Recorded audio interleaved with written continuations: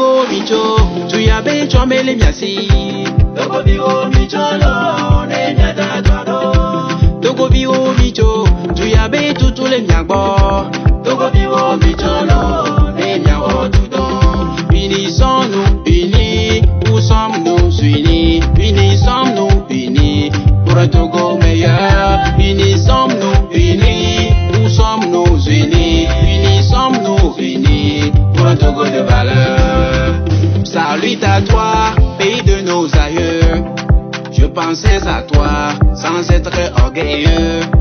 Bonheur à toi, pays de Port-Nyassingue. Tu es l'espoir de la sécurité. Le ministre a la solidarité. Voilà la guerre un peu partout. Mais la grâce de Dieu est vraiment sur nous. Pour aller de l'avant, on a besoin de l'amour. Soyons des vrais amis. En dansant du Cameroun, c'est l'union qui fait la force, la réconciliation belle. Et là, au fond, sur lui, elle est une côte pour compagnie. Là, beaucoup de fous, beaucoup de fois. Bon, compagnie, bon, conscient. Là, beaucoup de fois. Bon, de conscient, là, beaucoup de si loin. Donc, une n'a l'autre, agbado à fou, organe lui, agbado à fou fort. Alors, à la vie à quoi à fou, là, beaucoup à l'année. Elle n'est pas l'année, à goulou. Elle n'est autorité. Tambamnia, c'est un calologue. Avant de commander un tambamni, c'est un cataille, une côtière. C'est un cataille, c'est pas ça, une côtière. Avant de voir n'y est pas. Il nous voit n'y est pas. Avant, il y a Djeko, il s'est bilé. Avant, voilà, il y a des bêtes. Mais nous, ça va, voilà, il y a des bêtes. Et quand il est voilà la vie, encore de la nation, on est là. Et là, il faut aussi qu'on paye les loups pas permis. Affaire. Nous comptons dans la gueule, ben nous comptons. Avant,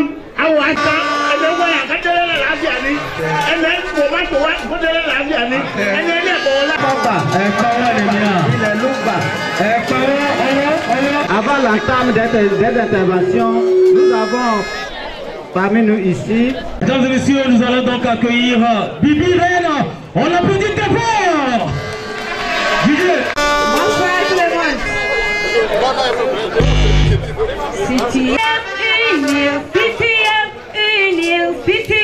Unir, tape les mains.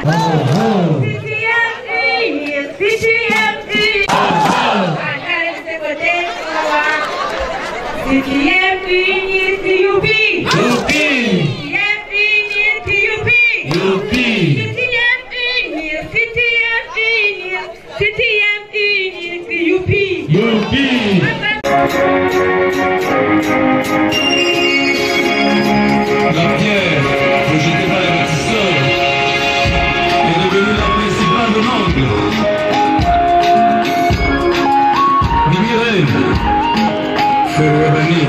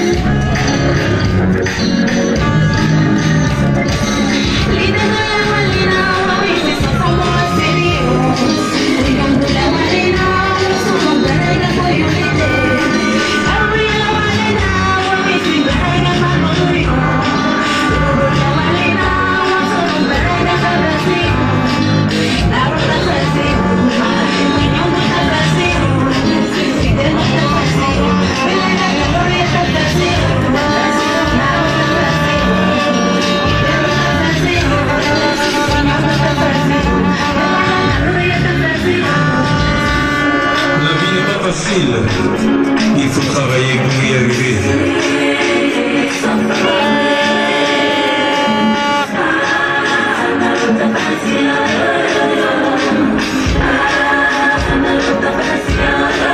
Joël a fait l'arrangement.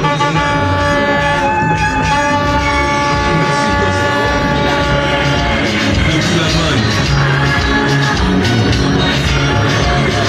Guylaine, la fille de Faïd Alido.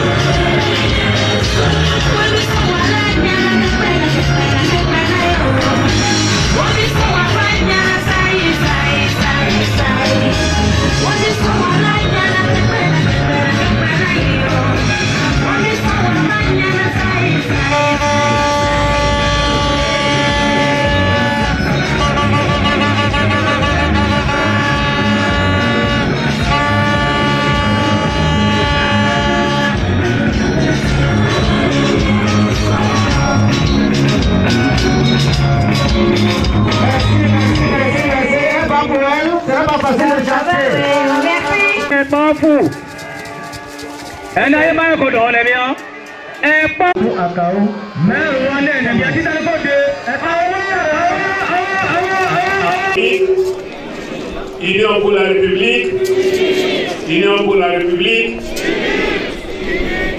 Quand on est unis, on est fort. Quand on est unis, on est fort. on est unis. On est fort derrière fort. Quand on est fort, On gagne. quand on est fort, On gagne. quand on est fort. On gagne, on gagne, on gagne. Et si on gagne, On gouverne, si on gagne, on gouverne, si on gagne, on gouverne, on gouverne, on gouverne.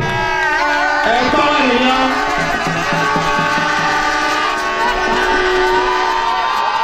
Merci, merci, merci.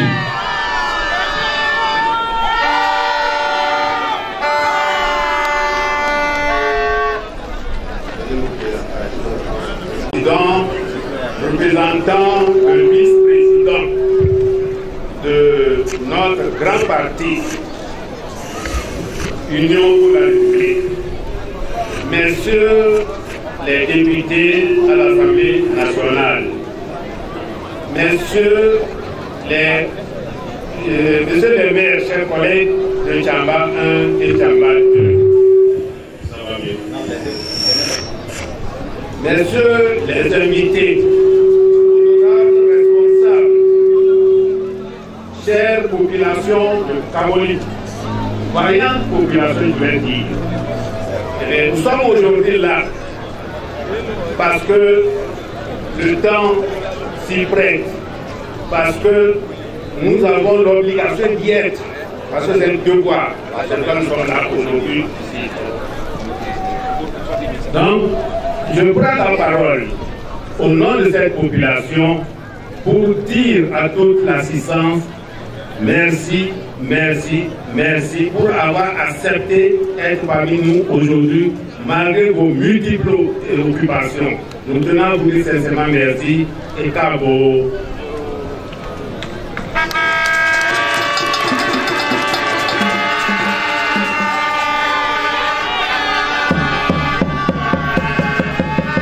Vous avez constaté l'absence d'un grand militant ici. Je ne suis pas sûr qu'il y a un seul qui puisse dire qu'il ne sait pas qu'il y a un grand absent. Vous savez c'est qui? C'est qui? Très bien.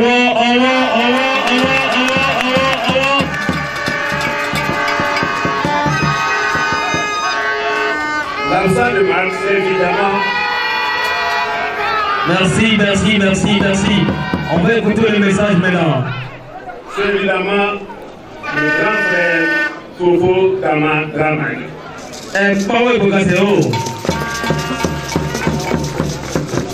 Nous l'avons contacté et nous a dit que pour des raisons multiples et dépendantes de sa volonté, il ne peut pas être là aujourd'hui. Mais qu'il est de cœur avec nous.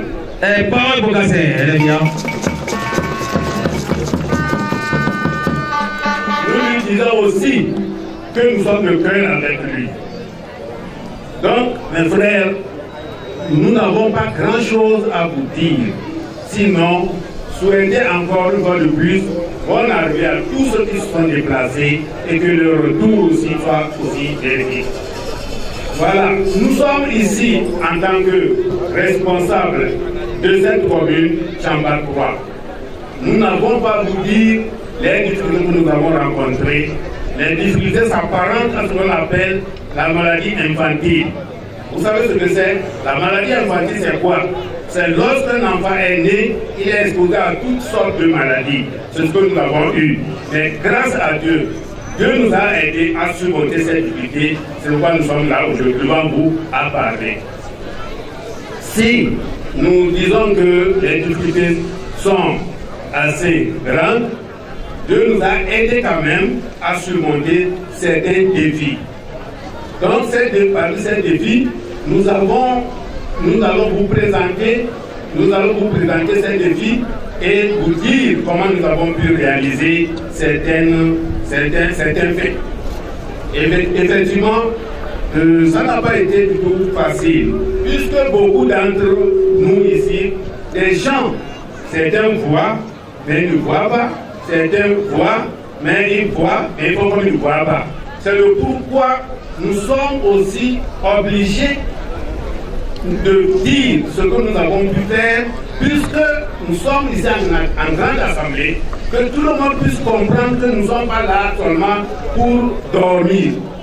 Les gens vont comprendre aujourd'hui que ceux qui nous avions quand même cette responsabilité que nous avons assumée.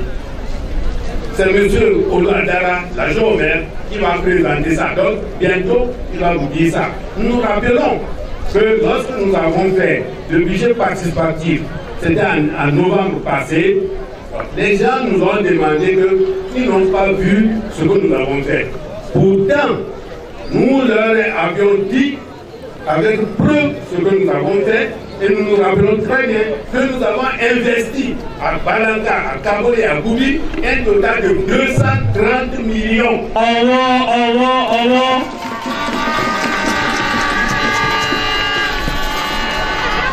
Effectivement, certains nous disent que bravo, d'autres disent qu'ils n'ont rien fait. Maintenant, pour voir concrètement ce que nous avons réalisé, c'est ce que M. Ouadara va vous présenter pour que vous soyez libre d'apprécier. Parce que la présentation est volontaire, libre. Vous pouvez dire bon ou mauvais. Et nous vous prions de dire à sa juste valeur ce que vous entendez, ce que vous voyez. Je vous remercie.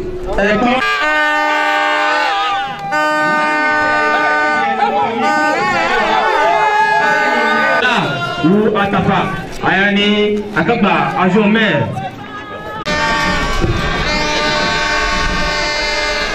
Honorable député à l'Assemblée nationale, M. Asman Derman, représentant le vice-président en charge de la région centrale. Son Excellence, M. le directeur général de l'ETR, honorable député Tangleti Kado, candidat tête de liste de la commune Tchamba 1. Honorable député Donko Kasseyen, chef frère et ami.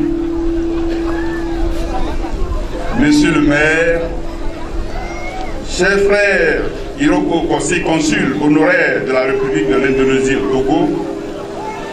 Monsieur Adjama Afou Boni, coordinateur des élections de la commune de Tchamba 3, chers frères et sœurs, cadres de la préfecture de Tchamba, Abouran et titre. Tout à l'heure, monsieur le maire m'a demandé de faire un travail. Permettez alors que je vous communique, disons, la synthèse des activités que nous avions menées au cours de notre mandat. Juillet 2019, juillet 2025, pratiquement 6 ans que vous avez placé votre confiance en nous confiant le développement de notre commune. Sans vouloir la prétention de dresser un bilan exhaustif de notre action, permettez-moi néanmoins de vous rafraîchir la mémoire en vous parlant des actions que nous avions menées justement grâce aux appuis de notre grand parti Union pour la République, en faveur du développement intégral de la commune avec la participation active de toutes les couches sociales de notre commune. En effet, souvenez-vous que notre conseil a effectivement pris fonction en pleine pandémie Covid-19 qui avait freiné notre élan sous les effets de restrictions malheureusement imposées par les mesures. Sur le plan sanitaire, nous avons construit un centre médico-social à Parampa dans le canton de Balanka, 11 forages photovoltaïques à Aleba, à Berani, à Antomi, canton de Balanka, à Agbaskiti, Boléa, Lakaba, Samaï, Atafade, Odoré, Solubia, canton de Kaboui.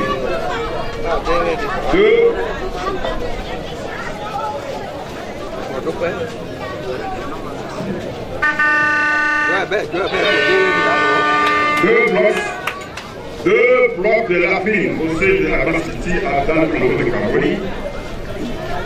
2 blocs latines de Adoul Kabine à l'hôpital de la Kaba, construction d'une salle d'attente à l'UFP Baraka, construction de la maternité.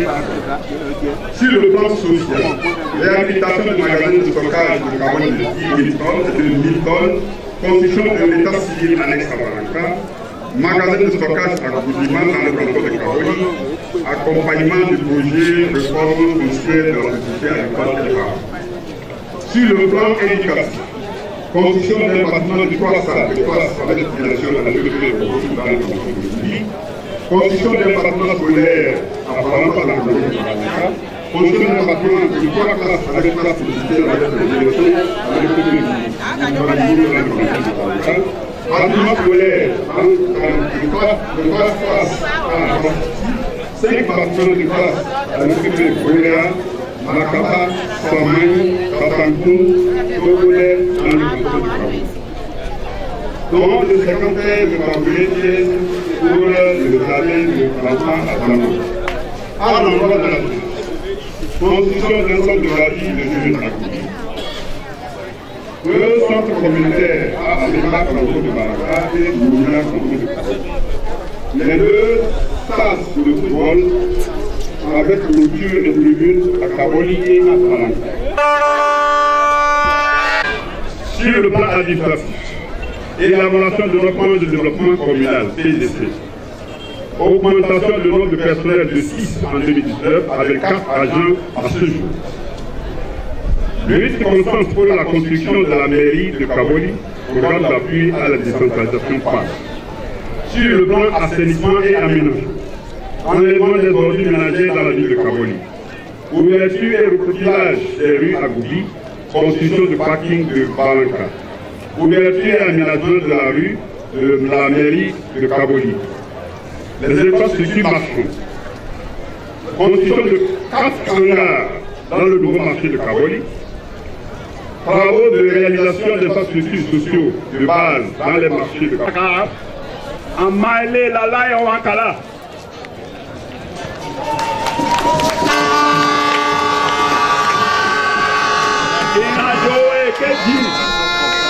Keta ayi dɔn nawaya kɔfiya baalɔ akɔfɛ baalɔ tɛku asugu asina akɔ kɛ a ka se ɔna ko o gbowó yóò gbowó ana ka se kaka ni ka se lɔ bɛ ni fúnfún ɛdama ni ɛsɛ kaka na nya lɔ yɛ abɛ tí ɔna.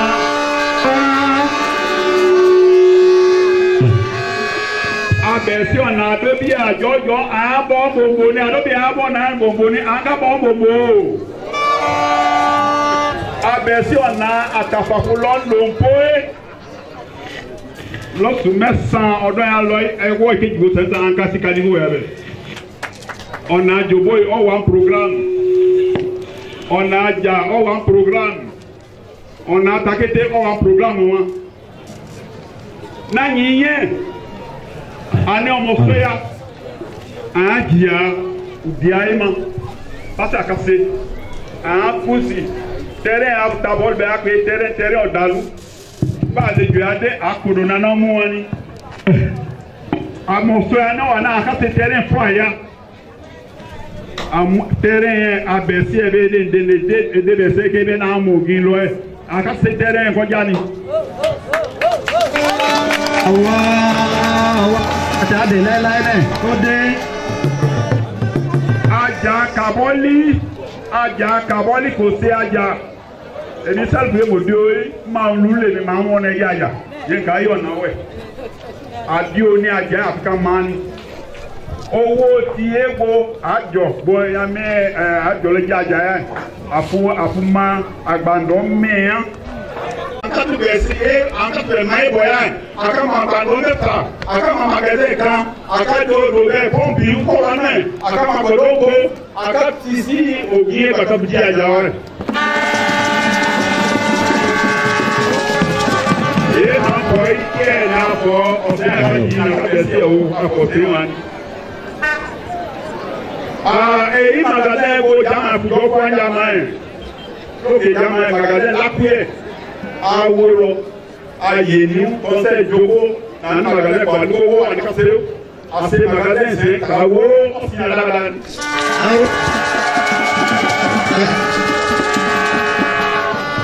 kawoya asoku iwata abayi iwata ìjọba se oasi kuna ofwa nanti ìjọba ofwa ama koto ni kawoli ta to ni e kuna koto ya kò ní kájàgbá káfàánà náà kò sí ẹ̀mí kò tó òní di mẹ́ wọ́n òní di mẹ́ bẹ́ẹ̀ náà ní àmì àwọn kan ń kàwọ́ ní bàá ṣe jẹ́ àkàfàánà ẹ̀ lọ́wọ́.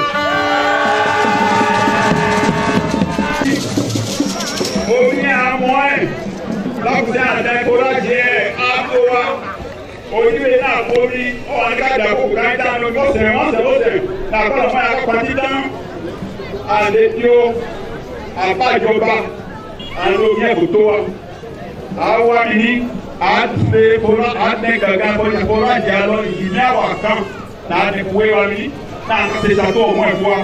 Bí nǹkan afúntọ́ yẹn lọ́wọ́lọ́wọ́ ẹ̀ máa sábà kọ́ èmi ẹ̀ náà làjọpọ̀ ní àwa ti fúnra jẹ́ kí n mọ́.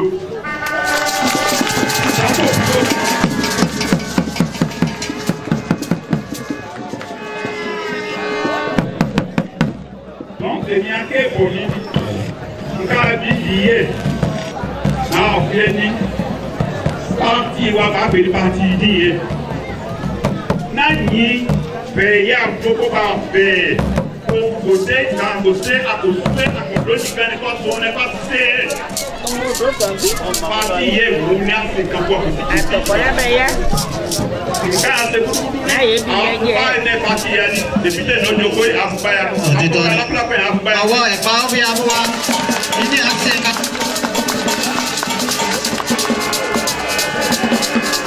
Ké àkànyà fúdíé kàwọ́lé.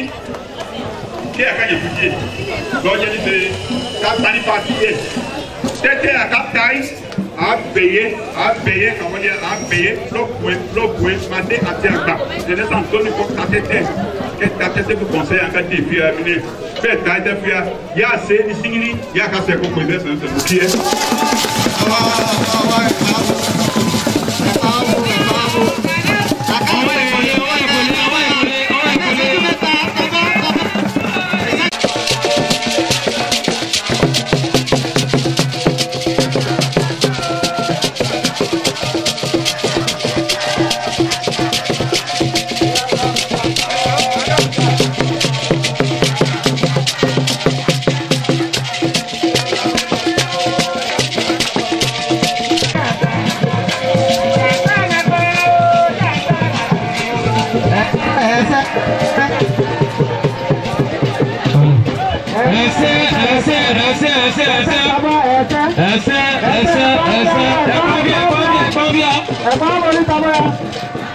Ok, après.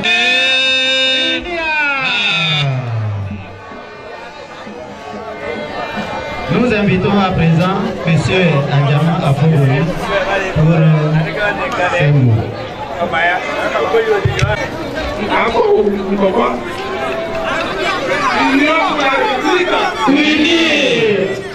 Union pour la République unie.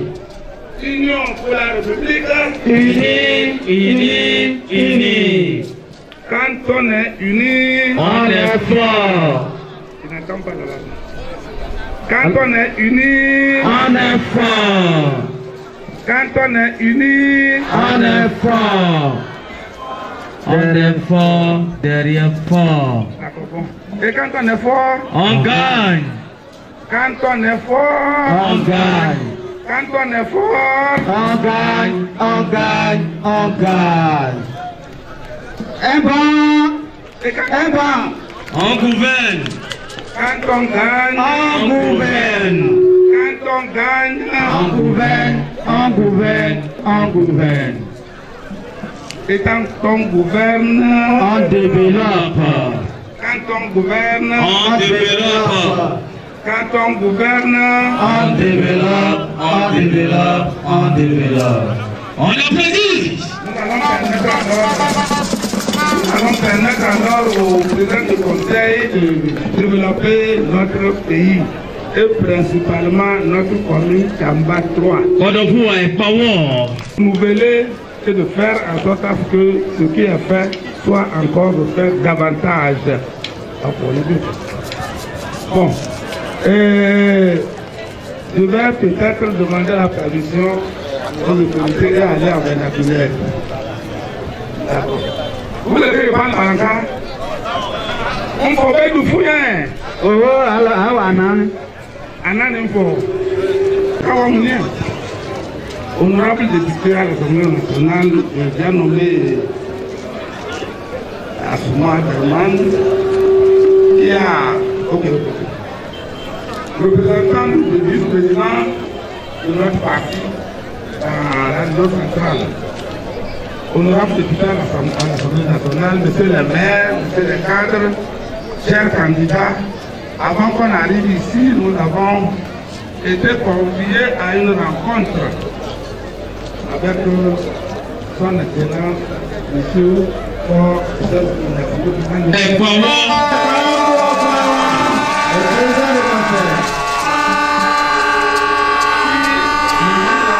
Malheureusement, ne peut pas arriver. Qui s'appelle représenté par deux éminentes personnalités. J'ai nommé le président de l'Assemblée nationale et celui du Sénat. Ils nous ont demandé, ils nous ont chargé une mission.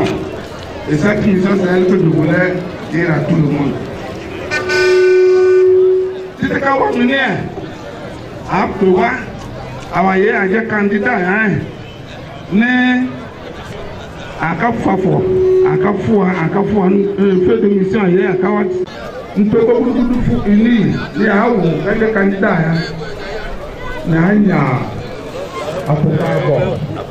Nous parlons de midi, à dire on est maire ou maire, à quand il y a tout, on dit que il y a.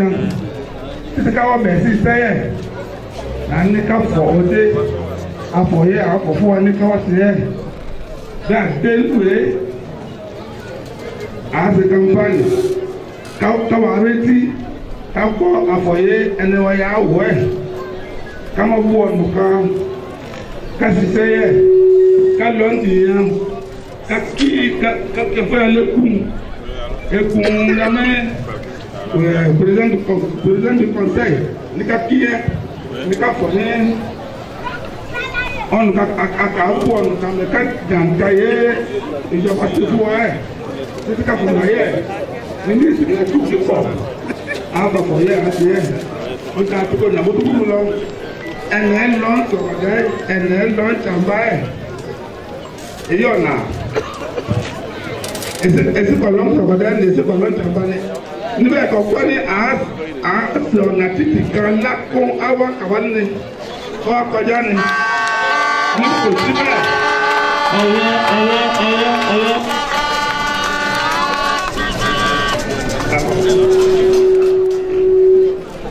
ọ̀nà títì yẹ nkó wá kọjá mi ní nkàwọlé ẹgbẹ́ ọ̀nà yẹ kò sí nkókó ntìkáwó kò sí ngbélé nkànnà ní ayé wọlé. Mais on a hier aussi, quand on voit, c'est un matin. Voilà, la campagne, quand on est pour l'autre, il y a eu un peu de problème.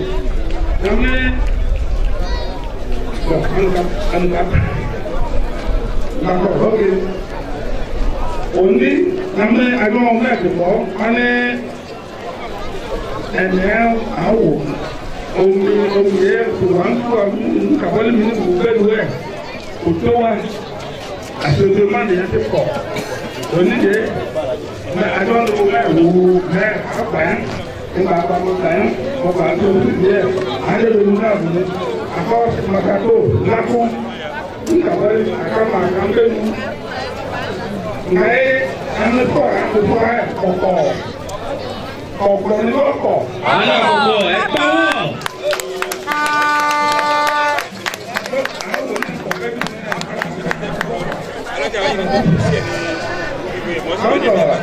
Ilé àtòkò ọ̀pọ̀ ẹ̀ ṣé a ṣe kámpáànì lọ àkọ́ ayé wọn àti ìjọba ìkàwé lọ́lẹ̀. Lẹ́yìn àtúbà ẹ̀ ọ̀nà àmójútó kúrò lẹ́yìn tó bẹ̀ ń kàwé ní mímú.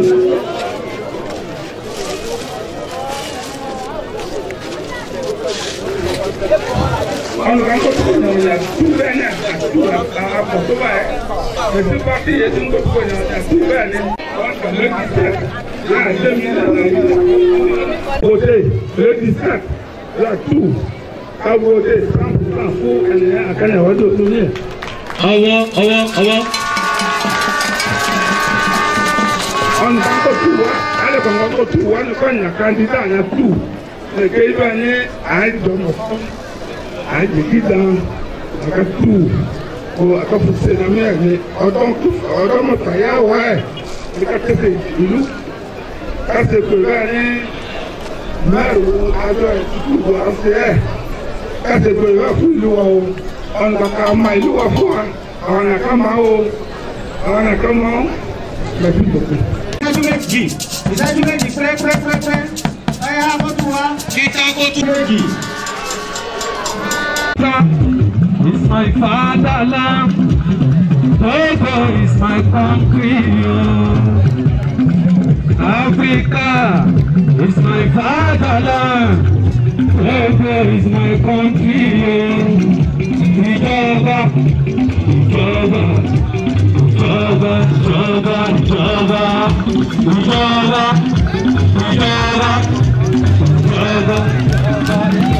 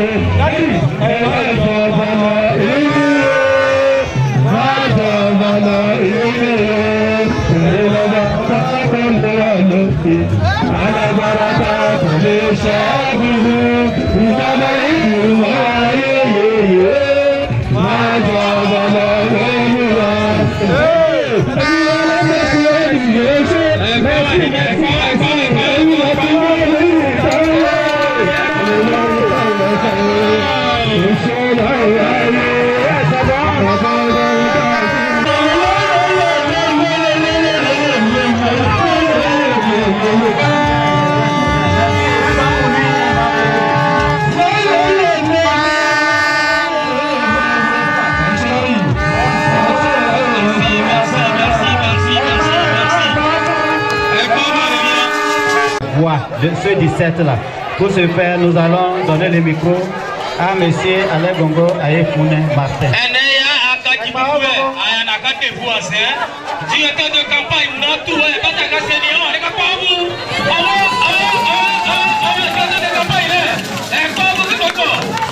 merci. Union pour la République. Union pour la République. Union pour la République. Quand on est fort, quand on est fort, quand on est fort, on gagne, on gagne, on gagne. Merci beaucoup. Honorable Assouman, représentant le vice-président de notre grand parti, chargé de la région centrale. Excellence, Monsieur le consul de l'Indonésie, honorable député à l'Assemblée nationale, Messieurs les maires de la préfecture de Tchamba, Mesdames et Messieurs, distingués invités à vos rangs et titres respectifs, tout protocole respecté, l'honneur me choisit de désigner, d'inviter les candidats de notre grand parti pour les élections municipales 2025 à venir ici pour se présenter à la population de la commune de Tchamba 3. Donc, pour ce faire, je vais demander la permission à nos autorités de faire la présentation dans la langue, si c'est autorisé. Ok. Merci beaucoup. Bawaya.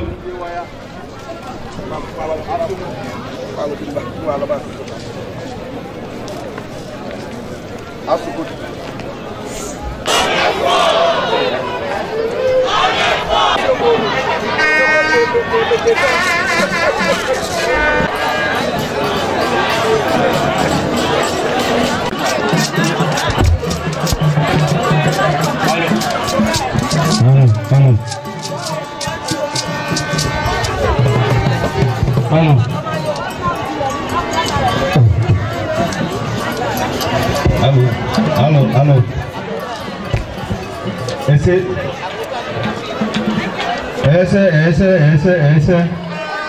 Aka. Bawaya, Yewaya, Omutewaya, Ogunewaya. Ya kwe de commune. C'est à man ni gaya wa faut tete ya kata eja la misi ya wa. Ene akata tete fuya ni ambebi ni kanya ni kadi fuye. Ike yiya. Tete akata cause fu kaboligeo akata fu commune Tchamba 3 ou Ilou Meta, canton Meta, canton Goubi, canton Kaboli ou Tibalanka. Ayane anja oniama onia ome na akakuya na nkatu wadi omini keyi ben na walo jenku ba kat ko jogu efwa ko akagbe angbele nyame commune wa burudu wa fwa ni akusen akakwe avant Adjama Afo Boni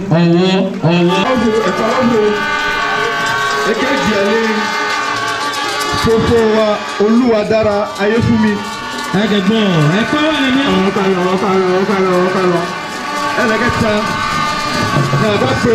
Sabutu. Et sous. Ká gbọ́ ẹ̀kọ́ ẹ̀ àti tán. Nígbà gbọ́ ẹ̀kọ́ ẹ̀ àtọ́ fèrè. Nìkan Afo Ogun.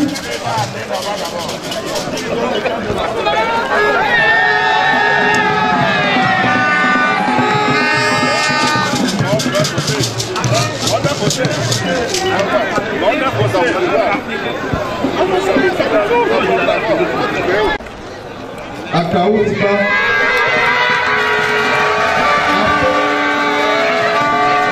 Aki baba Ado.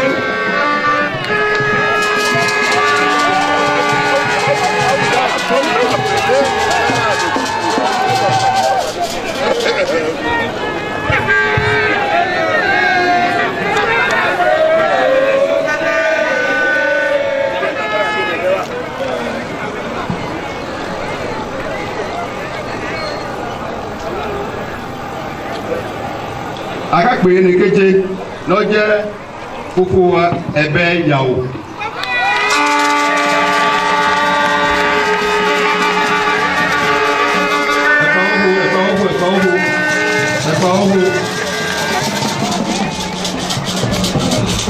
Nanyi tɛ n'akayi wowu sabi amatan.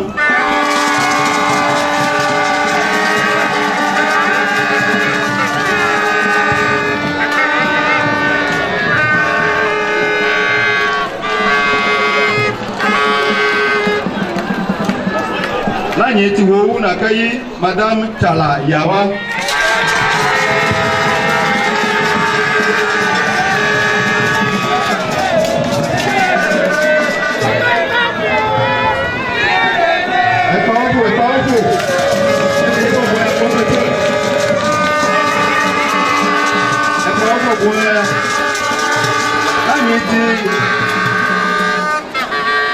Nanyi ni ti Chala n'akayi sabi koko bisi Musa. Kayi Monsieur Koufoua Amissi.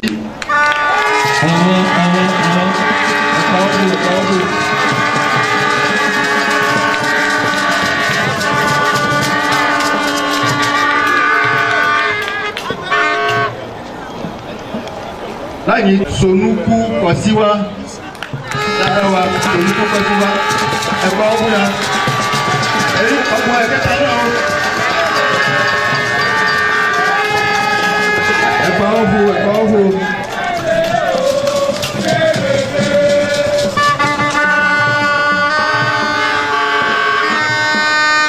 Nanyi Dadawa Nakayi Koufoua Kide Okafo Afosale.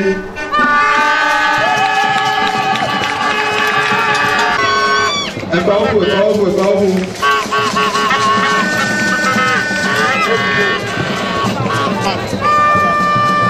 Nanyi tẹ Nakayi Koufoua Bori Babatode.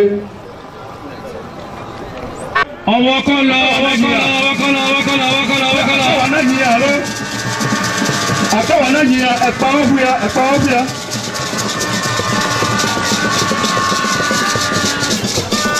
Ẹ̀pà ọ̀bùyà.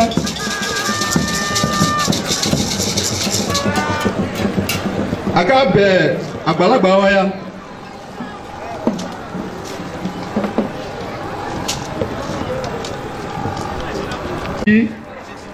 Kaboli ou Balanka ne Ankatiko Ben Yame Angbele et Awafu a félicité les candidats et à leur donner la force et la puissance pour nous ramener tous les sièges de la commune de Chambatoua pour notre grand parti.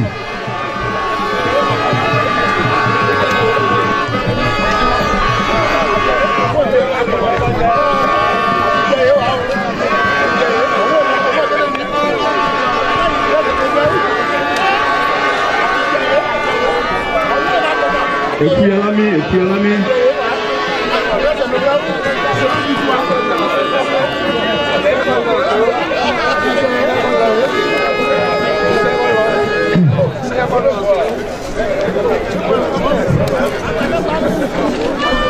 C'est des femmes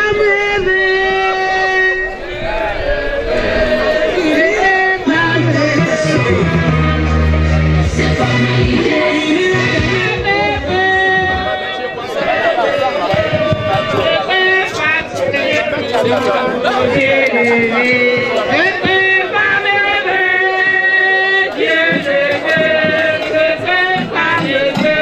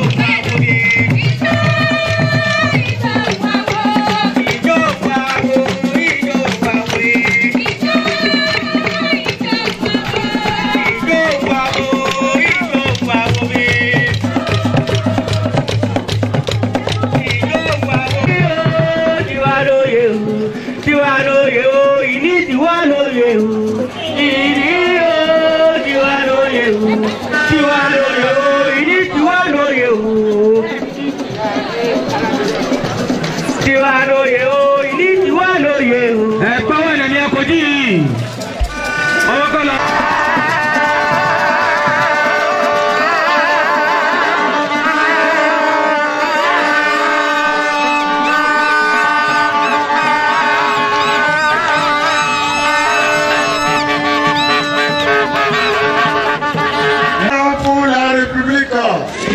Unis. Union pour la République.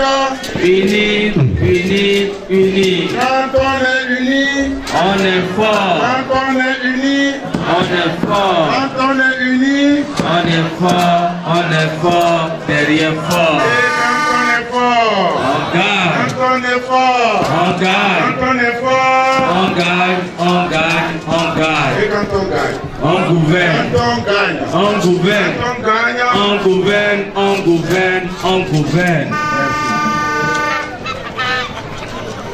Honorable SPA.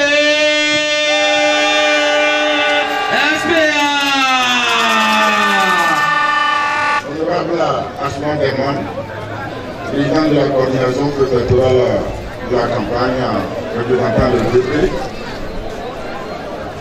honorable député de l'Assemblée nationale, distingué militant Isaka Kayaba, la grande préfet de Tchamba, messieurs les maires et chers collègues, excellence monsieur le consul, messieurs les conseillers régionaux, distingués cadres des cantons de Balanka, de Bouri et de Kabali, et des cadres venus des communes sœurs, Tchamba 2, Tchamba 1. C'est avec votre permission que je prends la parole au nom de la haute hiérarchie de notre parti et au nom des membres du bureau préfectoral pour d'abord dire un sincère merci et toutes nos reconnaissances à la vaillante et militante population des 3 cantons de la commune Tchamba 3.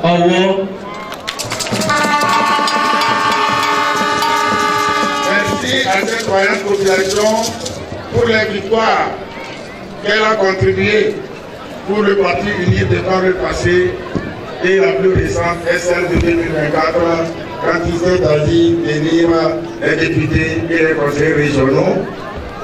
Vous nous avez aidés à avoir les 3 sièges de députés et les 4 sièges sur 5 pour les conseillers régionaux. Vous méritez des applaudissements.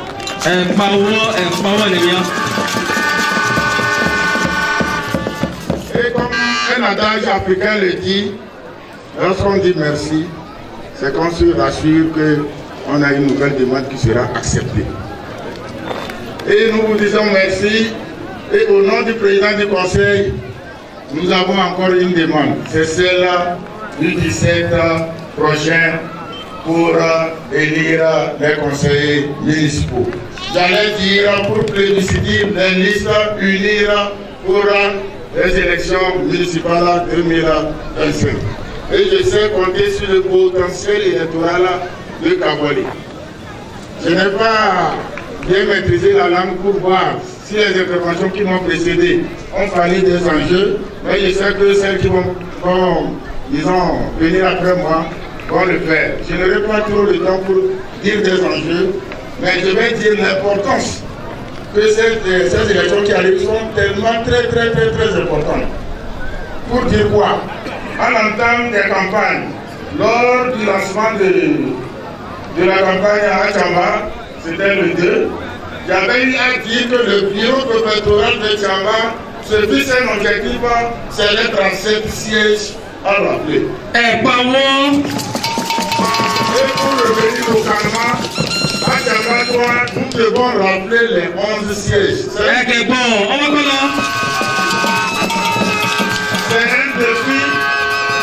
C'est un défi d'autant plus qu'en 2019, nous avons perdu 4 sièges sur les 37.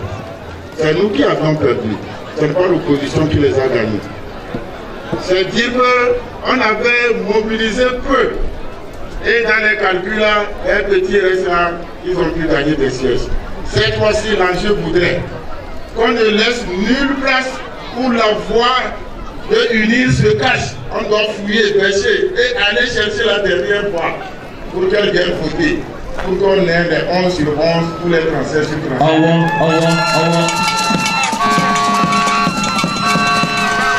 Je ne vais pas, il y a beaucoup d'interventions après moi. Ce que je veux dire, tout à l'heure, le directeur de campagne a présenté l'équipe, c'est-à-dire la liste. Chez moi, à Tchamba, il y a une cafétéria qui s'appelle Tout est dedans. Je vais dire la liste, après la nommer la liste Tout est dedans. Vous avez toutes les énergies, toutes les compétences de personnes qui peuvent construire la conduite ambulatoire dans la liste. Vous avez toutes les énergies, toutes les compétences qui peuvent travailler aux côtés du président du conseil pour développer le pays, pour mener la politique du président du conseil, qui est la politique du développement, de sécurité et de la paix. Mais moi, comme venir, monsieur le doyen des enjeux, moi, je n'ai qu'à vous souhaiter une longue vie, pour qu'on puisse atteindre le 17, une bonne santé, pour que tout le monde puisse aller voter et voter utile et voter très bien, voter utile. D'une manière ramassée en langue, ce que le SP vient de dire. Que tout, allez coucou. Pour suivre notre programme depuis là.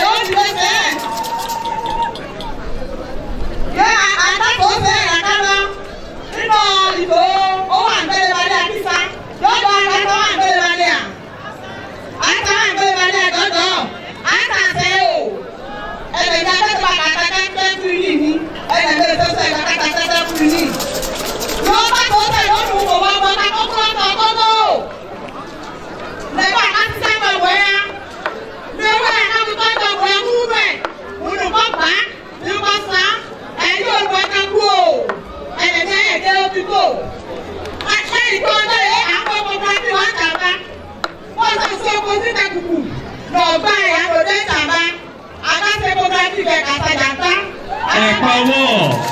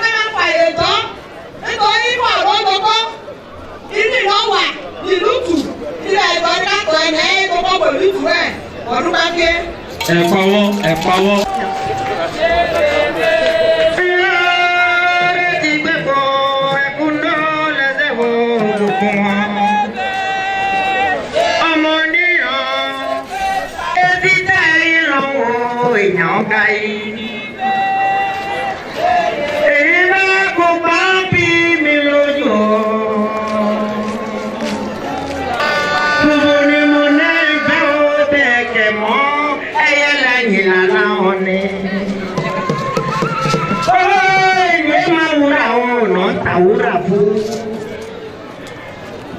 Ẹni ẹ máa wúrà ó là ń tà á fún. Bẹ́sẹ̀ ní ọ̀tá ń bá kì í tà ó. Ìka yóò wẹ̀ kókó bẹ́sì náà kò bí ẹ nílé ní.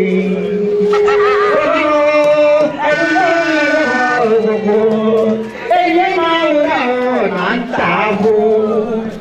Bí ọ̀tá wẹ̀ ní ẹ̀kọ́ máa ń wò bẹ́sì kò ló pa ní.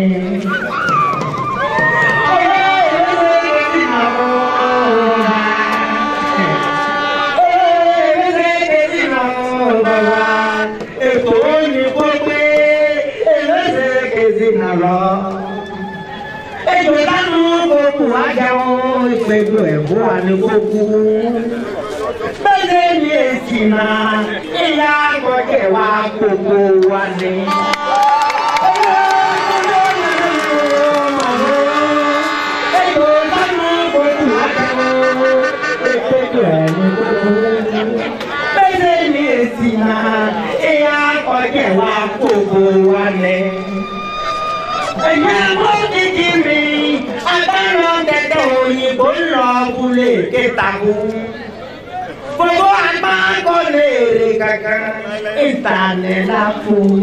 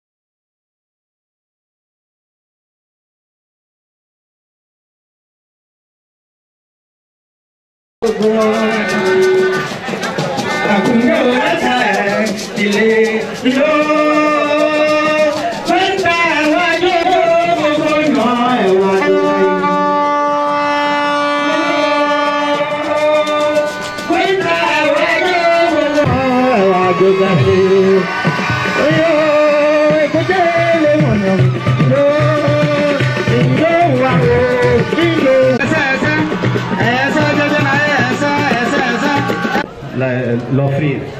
C'est à celui qui connaît la valeur. Pas moi. Deux. Il y a entre l'abeille et la guêpe. Qui vous allez ce que donne l'abeille? L'abeille est valeureux. Donc, il dit.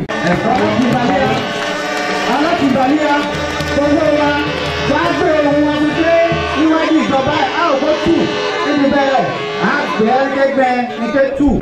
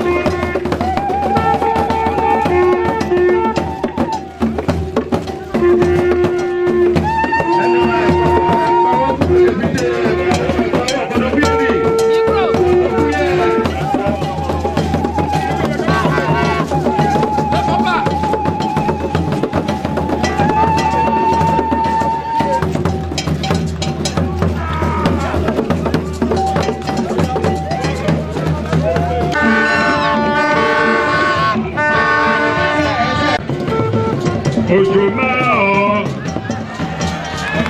Ininakata. Ojomao.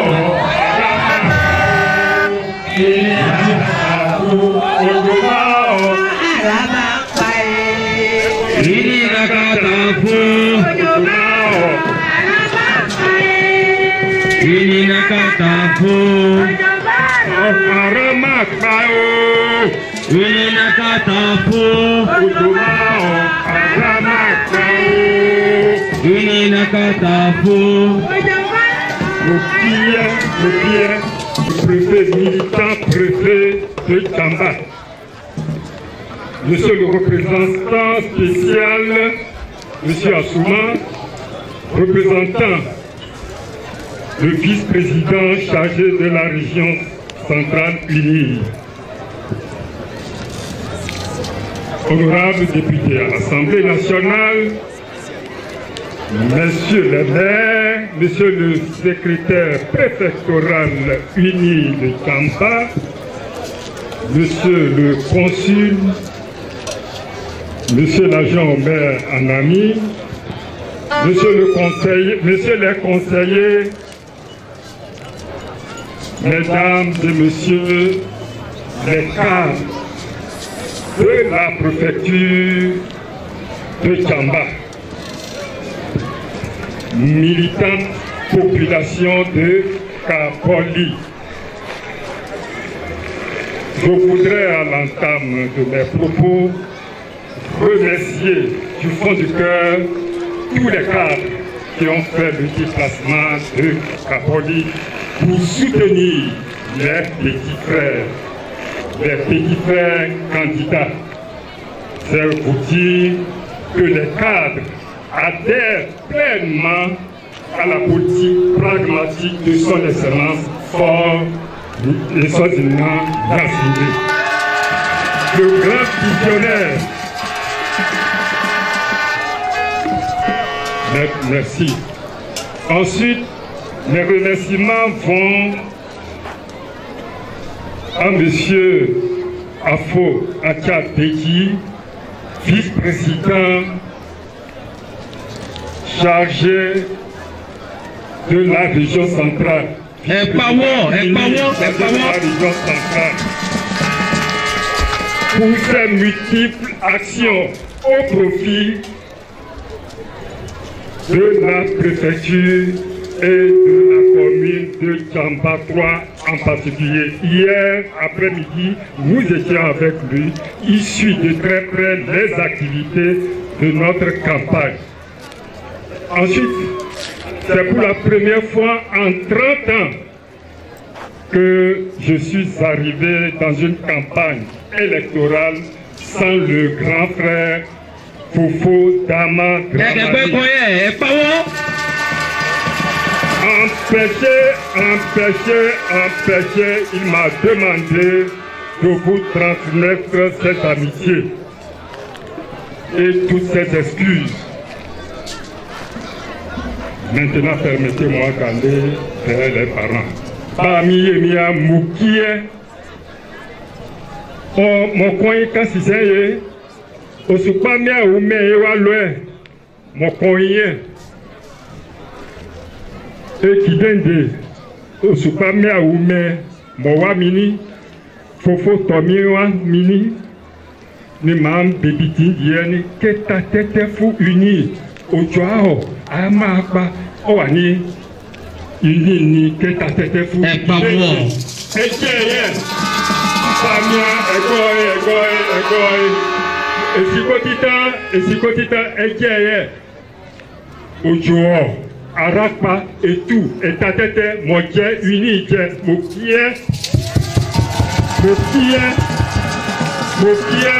cadre, Béni et ta tête fou unis.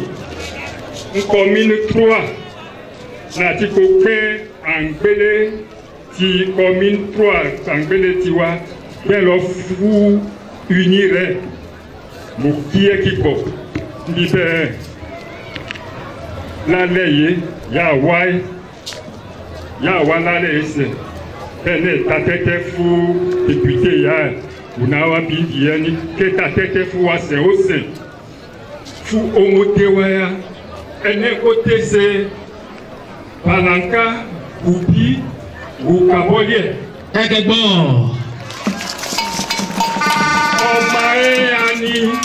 Omae omotewaya ni enene ni aka lo se suku ase suku na ni aka wa tese ìlú mẹ́ta ya aka tese commune 3 ke oso ni kama nyaya ke tese ni aka nyaya ni nkan ye ajon me kan wa lo nkan ye me kan wa lo ni ayana 300 nkaka million oh ba mi ye mi ya aka tafia ni aka tete fankan mo wan lufuwa ani onane a se fuwa nje na gbemi ani anka pe tokite wa CMS anka mo tokita lakufuwa awa na afọ fún mi nífò àti kánì káyà sí ìwé wa bàbá ìwé wa kan ó tù èkejì ní fòfó wa àjẹkìtá nǹkan yà tù ọ̀la lóòótọ́la nà kágbẹ́ lọ nà káwá pé dókítà lákò ẹ̀ kí máa fún wa. èsì kọ́ máa dókítà lákò ẹ̀. ìní. èsì kọ́ máa dókítà lákò ẹ̀. ìní. kò ṣe ìní èsì ni bí kò ṣe ọ̀gá fọ́ Yàsìndé èsì kò tí kò ṣe. ẹ̀kọ́ fún ọ̀gá rẹ̀ ní ẹ̀kọ́. Wúmi kò tí kò ṣe síbẹ̀. Ó wà ní ẹgbẹ́ náwó méje oṣù yàwá yìí. Lálẹ́ máa ń pè àmì máa wà ń fi ródòdó dúdú ní lálẹ́ máa ń sí àmàkà. Ní kàbọ́ọ̀lì máa dé ko àgbàgbọ́ yé kó tí kò ta tẹ́tẹ́. Wọ́n á gbọ́ ní. ìní. Wọ́n á gbọ́ ní. ìní. Wọ́n á gbọ́ ní ìní ìsàlẹ̀. Wọ́n á gbọ́ ní àpótí ẹ̀ gúdúgúdú ká má tán wa kọ́ jẹ́. Lọ́wọ́ bọ́sì, lọ́wọ́ ẹ, ń wájú, láàyè, ń gbé, ìsàlẹ̀.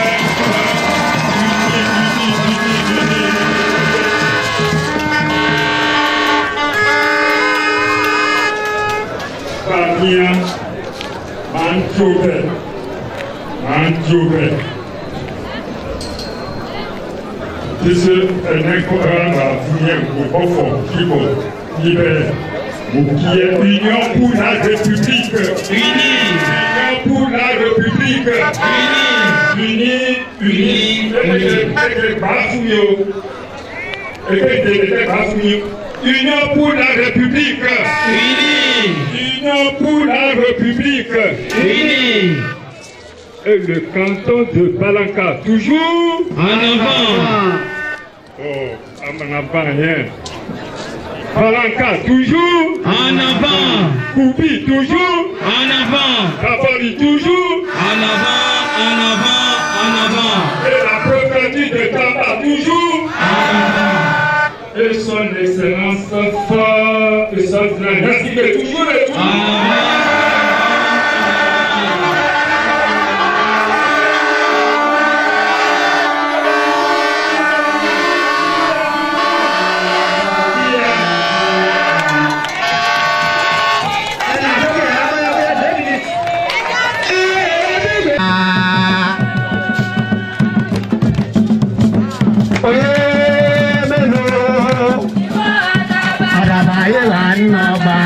Mímọ́ àdàbà yọ ẹ̀ wọlé.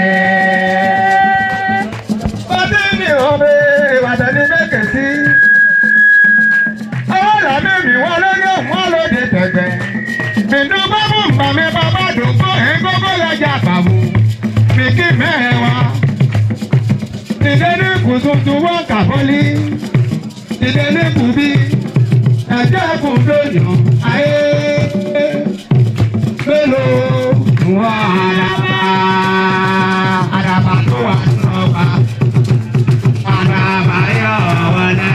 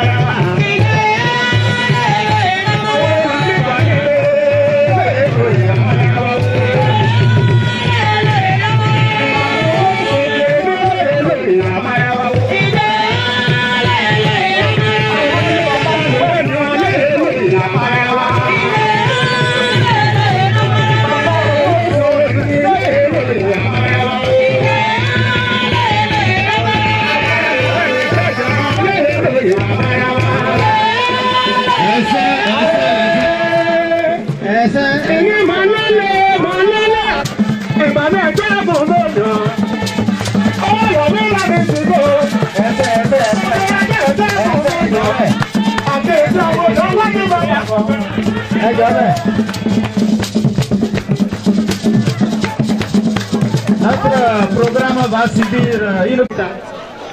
Venez, attendez.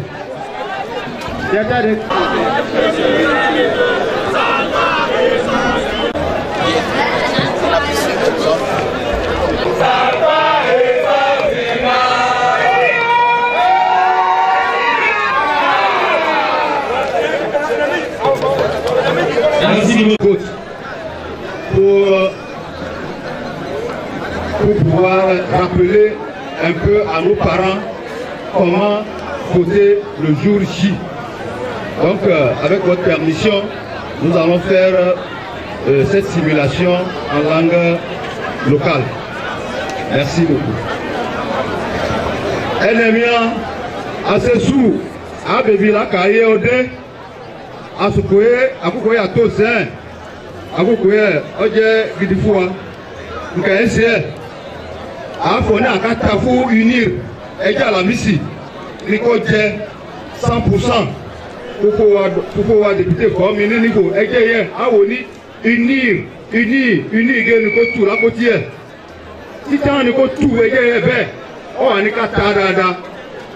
Ne aka meti sile nka mojugo sile nka yi beni nkolo ba ije ene mi wa be est-ce que ma fa fo ni kan o ni ka gba for mi e pa won oje yi ne gba for mi esesu e gbo osia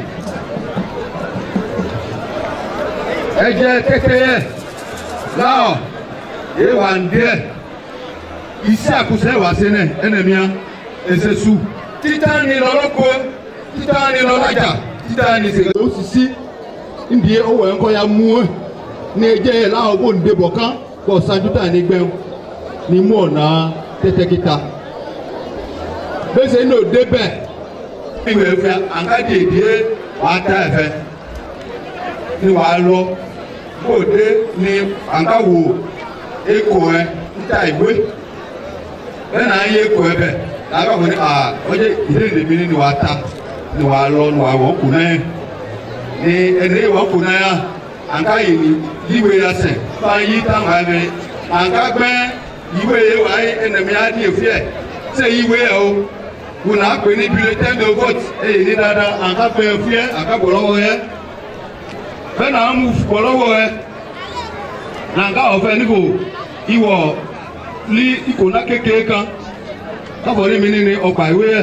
ni wàá wọ̀ lọ́sọ̀kù náà ọ̀dà àǹtà ọ̀dà yẹn wàá fúta yèkéjì ẹ̀ ni wàá yí musu akeke kan bẹ musu akan wa bẹ kakisẹ o le jẹ pẹ musu akan la musi bẹ an musi bẹ ni ka funu ọwọ ni nukọsi lọ de bẹ ese su ika jufu ki jufu ko sinu ẹ fẹ ni o ni ka wa de bẹ o ni ka wa fọ ni ko kese ko ikọ ya tu ko de ni wa gbẹ ìwé yẹ ni wa fún lẹ́tà tẹ́ẹ̀bù yẹ wa bẹ ko fún lẹ́tà tán ní wáyé ní diego kéwà àkáyé nìní ó ní kápẹ́ tó fọ fún mi kéwà wọ ẹ̀ ké alẹ́ kùkù bàtà alẹ́ kùkù yẹ wà alẹ́ kùkù fúfú pílípílí kò sẹ́bẹ̀ ní wàá wò ní alẹ́ kùkù wa níbo yìí ní alẹ́ kùkù wa tá a fò ní bá sọ̀rọ̀ ṣe ní wàá pẹ́ ọmọ lọ́wọ́ ẹ ní wàá fún tẹ̀ ọ̀dàlú wàá fún tẹ̀ àlú bọ́ọ̀tẹ̀ ọ̀dàntán ní wàá tẹ̀ yí alẹ́ kùkù wa. ó lè kà alẹ́ kùkù yẹ kò jẹ́ ọ̀jọ́ wàhálà bọ́ọ̀tẹ̀ tán kí wàá sẹ́ wàá nà owó ẹ̀ àlú ìwé ní wàá gbẹ́ ya mí yé kàkí sáyẹn ní wàá nà owó ẹ̀ pílípílípílí ọ̀nà owó yẹ ní wàá ti sè é ní sẹ́wọ́sẹ̀ bí kò ní ata ní wàá nà ọ́ dáadáa bí kò mú bí kò nà ọ́ta ó lè nà ó lè wẹ̀ ọ́ bọ́tà gbà yín kò nà ọ́ta fẹ́ kéèkó ká ṣe ọ̀pọ̀ ìgbẹ́ ìwé àlọ́ ọ̀pọ̀ ìgbẹ́ ìwé ni ọ̀pọ̀ lápótí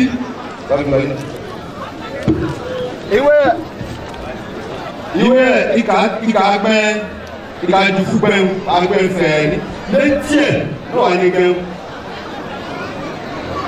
kò sí èyí ẹ̀ létí ẹ̀ bá wọn wà ní ká gbẹ́ ẹ̀ máa ń kẹsẹ̀ kú ní kéwà ní ká gbẹ́ létí ẹ̀ níbi ọ̀dà ẹ̀ bó ṣe ní ọ̀pọ̀ lọ́wọ́ ẹ̀ ní kọ́ máa lò kùdọ̀ mú ẹ̀ kó kọ́ bàjẹ́ tẹ́tẹ́ ọ̀tá nípa ọ̀gbẹ́ bẹ́ẹ̀ ní wàá fún etí ẹ̀ méjì ẹ̀ àfipamọ́ ẹni ọ̀wá yìí tí a yìí ẹni ẹ̀mí èyí ní bẹ́ẹ̀ ní ọ̀pamọ́ ẹ̀ mẹ́ta ní wàá sẹ́ pèlè wà ẹ̀nẹ́ bẹ́ẹ̀ ní wàá bá àkàtì wọ̀ lápótí ẹ̀ wọ́n wà ní tẹ̀sẹ̀ sẹ́ èkejì sẹ̀ wàá tẹ̀sẹ̀ sẹ́ bá sẹ̀ ń bọ̀ sẹ́ bá tàǹgbà ẹ̀ ní màá tù ń bò náà ní màá wá di ọlí tẹ́tẹ́ ya àpótí kan wà bẹ̀rẹ̀ náà di ewu ni màá lọ fún tẹ́tẹ́ màá lọ fún bọ́ọ̀nù ẹ̀ kọ́ bọ́ọ̀nù ẹ̀ gba ọjẹ́ ní ọ̀tá tẹ́tẹ́ yìí bẹ́ẹ̀ náà fọ̀fọ̀ ní ìníkọ̀jẹ́ ndí. ẹ̀ pawọ́ ní bẹ́ẹ̀ àwa kàn ní alẹ́ kùyà gẹ́ kó tù lápótí ẹ̀ ẹnẹ̀míà àmà náà ti máa wọ àníkàsà tọ́sí àwa ni ayé níhù àgọ́ ní tẹ́tẹ́ fò ayabanka ti ko ta yẹ na pè ní procuration yẹ fẹ́ ẹnẹdẹnẹ bóyá wa bẹ ike fọ ika bọ ika tuyẹliwe yẹ bo ayanka futa ẹgbọ yẹ nẹ kati ko ẹyan bo banka ti ko ta ya ẹfọ ni ka bọ kati ko wa gbẹ yan bo lọ yanka lọ ta mo kí yẹ. ẹ̀pawọ́ túnọ̀ akoti wa ya bo ẹsẹ̀ o ẹsẹ̀ ẹ̀kọ́ ọba yẹ. bẹ́ẹ̀ nà ta o àgbàlagbà yà níbi kọtẹ alọ wọn ní eje fe ne ke ko seu o ani ka pe onia meji na nka wa ta na nka die fu ame na ka ta titan no kan ko dile na ka mani fe je fe ale ku age na ka tura ko tie esi awo ko ta aka wa mini eje tete se o de ni eni ata ya lo aka gbe ìwé fe aka gbe ìwé fe oh wa won wa fún ga yin ka gbogbo ase ma gbe ìwé fún wa ka mo wa ku te ota na ku te je ya ku te le tan ni wa lo ta nyami wa beni lo so kuna ikuna keke no abe fa fa wa ase ma ku te je ba ma ni owo ke ba be ko yi wa ke indale kuku ma no owo mi kili ba Olúwa wa ti te ni ale ku ma ye ono ma pa ma ngba ọba ni eti e ba fudi efu ya mẹ́rin fudi efu ene wa ya fudi efu ene wa na nye ya go eti e ba ni mo gba ni eyi we efi ana ka yi bene ta ba bí mo ta lọ ẹ bá yà go bí mo ta ẹ o tó bá wò pa ma ngba pa ma ngba aka bo won ọ̀pá máa méjì máa ṣe bá ṣẹ̀wó.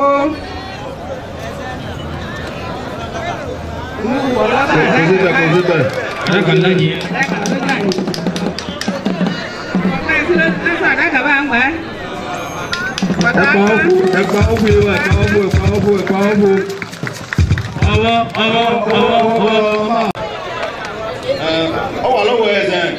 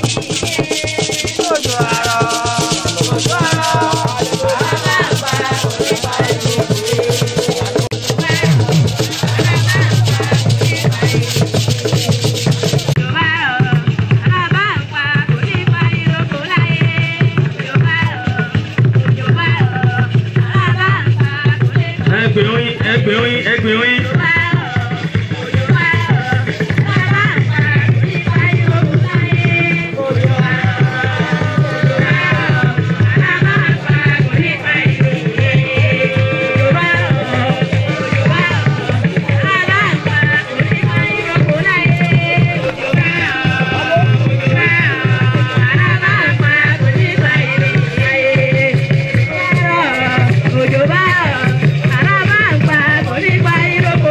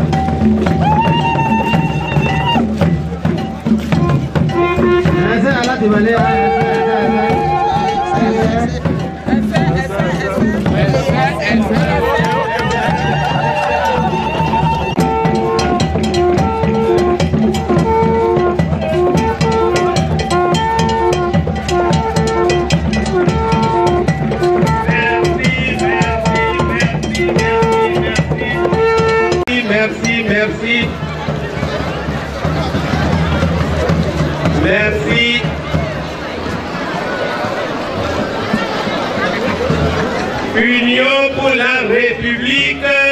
Unis. Union pour la République. Unis.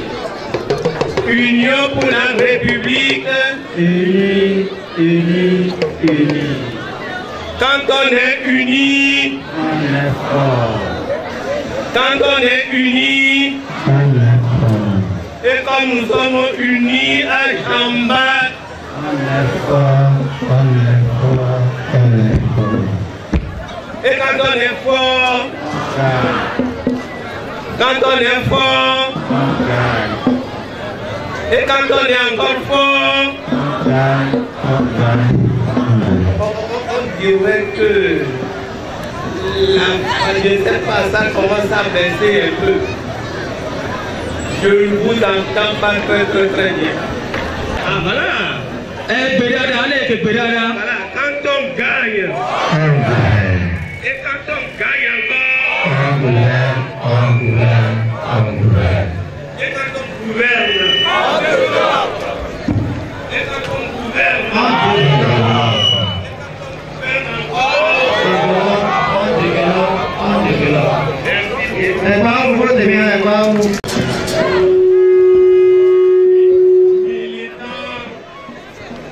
le grand militant préfet de Jamba. Militant, le secrétaire préfectoral du grand parti UNIR de Jamba. Chers collègues, honorables députés à l'Assemblée nationale, Son Excellence, Monsieur le Consul de l'Indonésie au Togo, chers cadres, frères et sœurs qui nous accompagnent, vénérés chefs traditionnels et religieux, les jeunes qui nous ont tenus en haleine cet après-midi, les femmes, toute la population de la commune de Jamba 3. Je me tiens ici en tant que représentant spécial de son Excellence le VIP, vice-président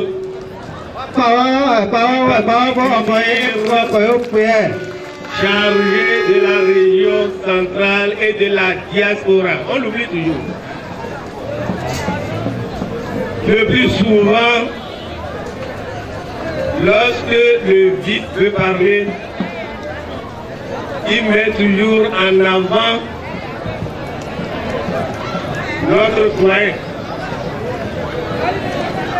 Au d'avant, au nom duquel je suis ici, pour vous apporter leur salut fraternel et militant. Je pense que la campagne est terminée. Moi, ma présence, mon mot, c'est de vous remercier pour cette sortie massive. Cela dénote que ici, à Cambodge, ici, Jamba 3, que le parti UNIR vit et vivra. J'ai entendu ce que vous avez dit. Que à part le parti UNIR ici, il y a plus d'autres partis. C'est ce que vous m'avez dit, non? Et vous l'avez démontré cet après-midi par votre sortie. Et c'est pour cela que je dois vous remercier sincèrement et vous dire que le parti UNIR est un grand parti et ce parti réalise beaucoup de choses au Togo et va continuer à réaliser. On vous a cité un certain nombre de réalisations.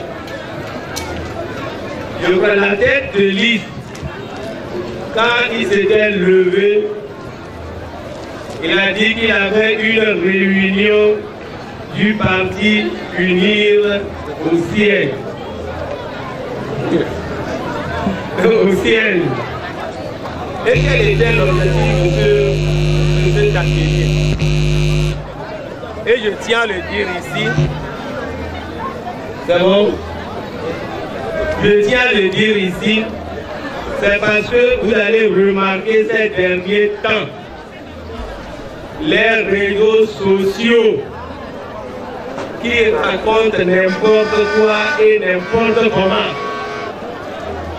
Et c'est là que le parti Unir a organisé cet atelier pour montrer et démontrer aux gens que tout ce qui circule dans les réseaux sociaux, c'est faux.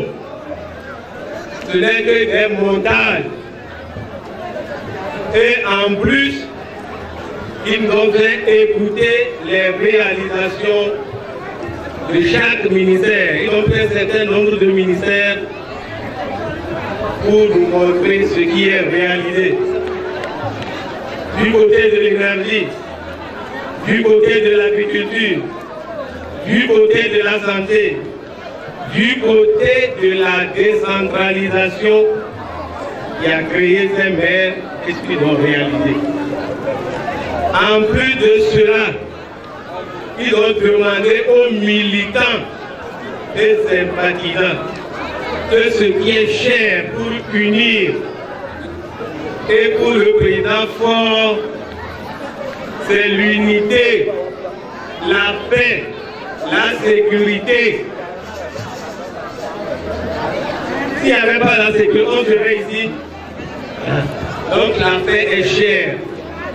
Et c'est pour cela qu'il nous dit que n'importe où nous sommes, on cultive la paix. On cultive le bien-être de chacun de nous, qui est un développement inclusif. On a montré la route. On a dit également qu'il va y avoir des stations d'électricité à travers la préfecture. Donc, ce n'est pas aujourd'hui que Unir travaille pour nous, pour la population. Et vous l'avez dit, hein, que ici, nous avons remercié que lorsqu'on te fait quelque chose, il faut dire merci.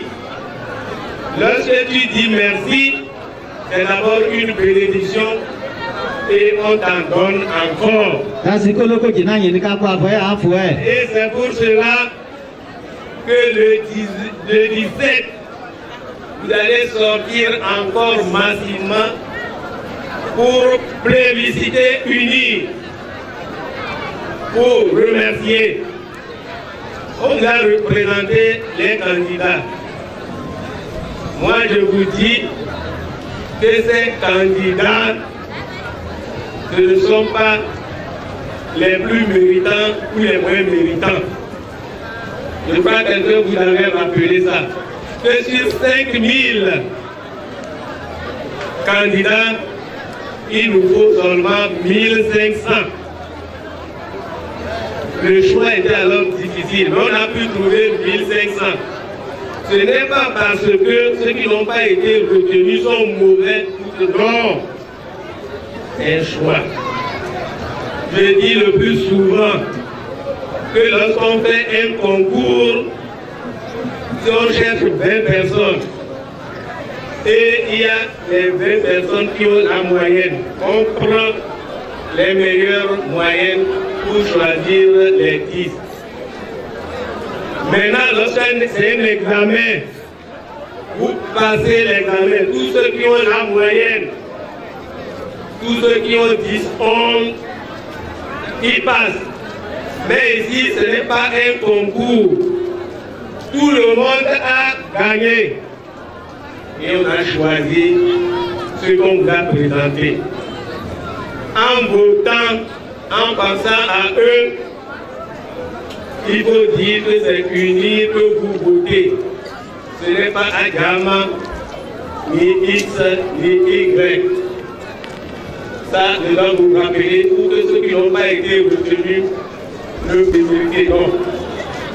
Donc c'est le message que je dois vous apporter au nom du président chargé de la région, vice-président chargé de la région centrale.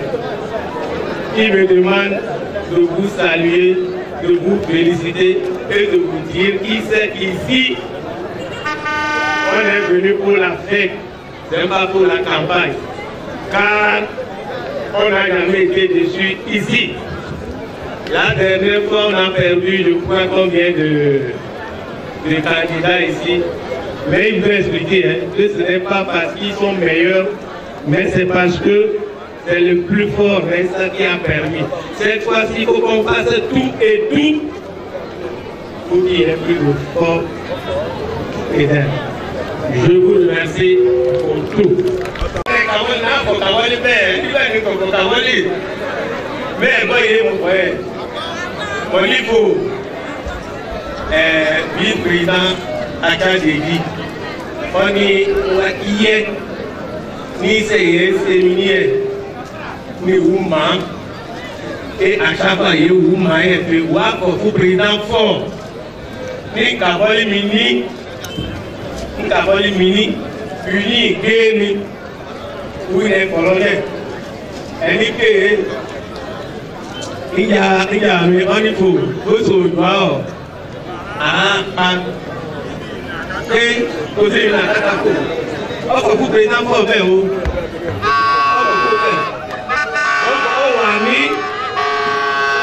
Le 17 hier, mais comment c'est Kassia Kouko? Kagba. C'est la Goudougou. Vous savez que c'est la Goudougou. Il y a assez loin. Il y a un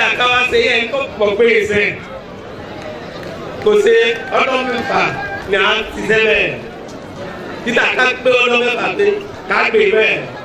donc, on a arrivé, quelqu'un pour unir. Il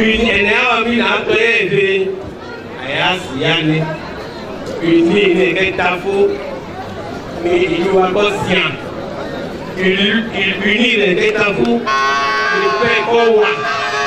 Unit les États-Unis, il a fait 14 ans.